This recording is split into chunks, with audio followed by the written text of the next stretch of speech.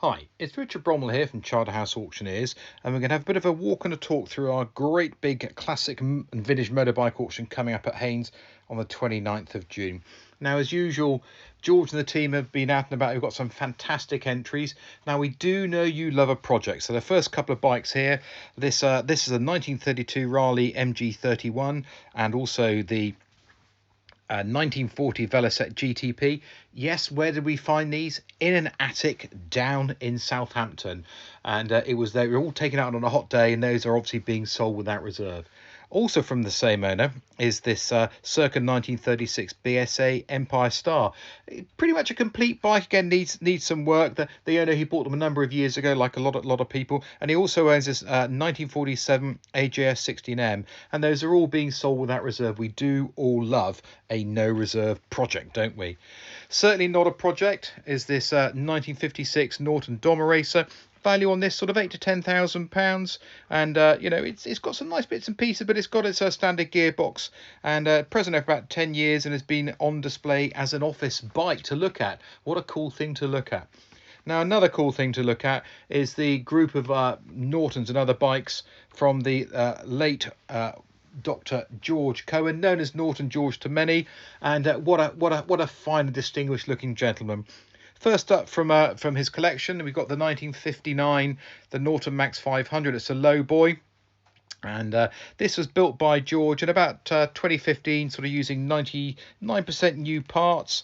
And also from it is this one here. This is a replica. I'm sorry to say, it's a replica of the 1907 Norton model T12, as raced by Rem Fowler. And this is a unique bike. Now he basically he built it again using all original parts. It's got the Peugeot 672cc 45-degree V twin engine, and it's the original bike, as we all know, is in the National Motorcycle Museum, and after the fire he restored that one and built this one for himself, basically. And finally, the last bike from the Norton George collection is this wonderful looking 1934 Norton International Model 30. Purchased by George in about 2003. It's a nice original machine, which he restored in about 2011, 2012. And it's also worth bearing in mind that we've got about 40 lots of spares also from his collection. And again, predominantly Norton again, as you'd imagine, but they're all being sold without reserve. Now we have one of the favourites in the sale for me, certainly. And this is a cheeky little chappy, isn't it here? And it's a little monkey bike here. But what's unusual? Yes, you spotted it. It's a gold monkey bike, limited edition one. Here we go, 49cc, 4-speed. They made about 5,000 for the Japanese home market, and certainly rare to see in this country. And the value on that around about sort of £2,200 to £2,500. So not desperately expensive. A little bit more expensive is this Triumph Tiger. It's a Tiger 100, but it's got race kit bits and pieces. And it's a matching numbers machine, purchased in 2009 by Bill Matthews. And he discovered that it had a special subframe for fitting the racing rear footrests. He then went off on a mission to get all the parts to complete the bike. And here it is, and purchased by the present owner in 2018, and unused since. And certainly looking forward to that one going underneath the hammer. Next up, we've got a racing bike. Here we go. And this one here, this is the 1972 Koenig racing motorcycle, purchased by the owner from the Koenig factory in Berlin in December 1972. And as you'd imagine, it's had a various engine changed in bits and pieces, and it's currently fitted with a 500cc engine. Totally rebuilt in 2013 and only completed one parade lap since. But certainly a great looking bike, and the value on that, a rare racer, around about sort of 20 to sort of £25,000.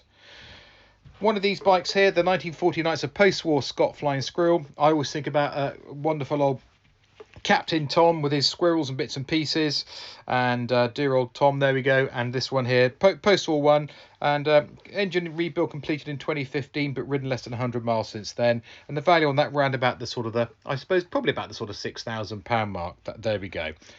The earliest bike in the auction is a 1912, so yep, we can do the maths on that one.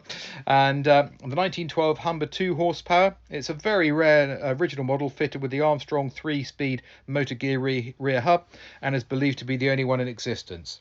And perfect for opportunity to if you want to go to Brighton, the run eligible veteran motorcycle, have some fun, and again beautifully presented. Also beautifully presented and consigned to us from a client over on the Isle of Wight is this 1958, the Triton Westlake. Here we are. And again, all component parts, including the Westlake engine, purchased in 2012 and 13, and all restoration assembly was finally completed by the owner just about 3 years ago. And the value on that sort of around about the sort of £8,000 to £9,000.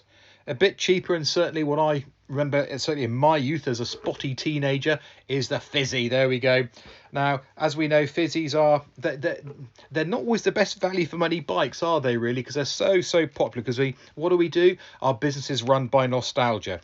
And what do we all have when we were younger? We had a Fizzy or a Honda or whatever it is. This one here, low mileage, matching numbers. Only three owners from new, and is storage since 2014. So a nice sort of project bike there, and that was estimated about the sort of the £4,000.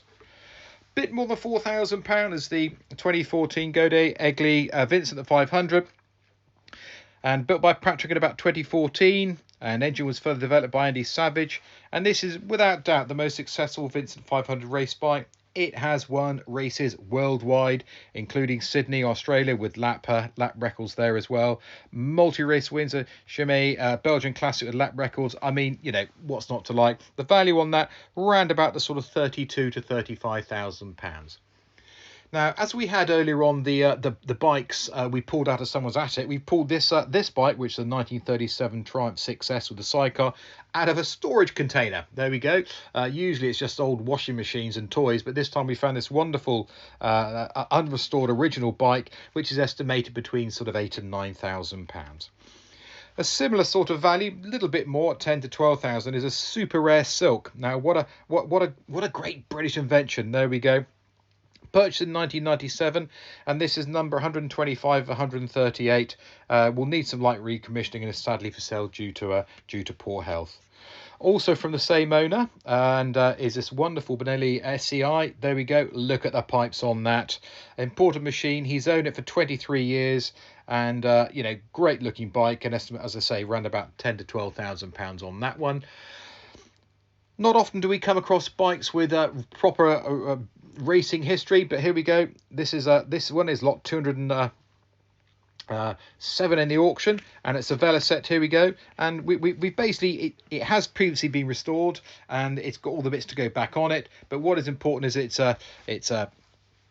a KSS Mark 1, and this was actually delivered new to Jeff Murdoch in 1935, fitted with some KTT parts and raced with him at Brooklands on several occasions. We've got a couple of photographs of it as well, in racing trim and in road trim, and the estimate on that between sort of £7,000 and £8,000 again, sadly from a deceased estate. Also, another bike with some interesting history, pretty looking bike this, the 1957, the Douglas Dragonfly. Now, what is unusual about this? The first owner was John Surtees. Yep, there we go, and that's shown on the Buff logbook. Owned for about 10 years, and for a bit of biking history from biking royalties, certainly estimate on that around about sort of £4,000 to £5,000. So a great bike there. And just one to just to finish off, is this big old thumper. Again, certainly the big boys, when I had Fizzies, was racing around. The big boys had these, the legendary XT500, big old thumper. It's an import, sensible mileage, and certainly one to go ragging around the fields in. So there's a bit of a quick look and a walk and talk through some of the bikes, as we've got well over 100 bikes. We've got about 50 lots of spares and automobilia, and hopefully see you at the sale.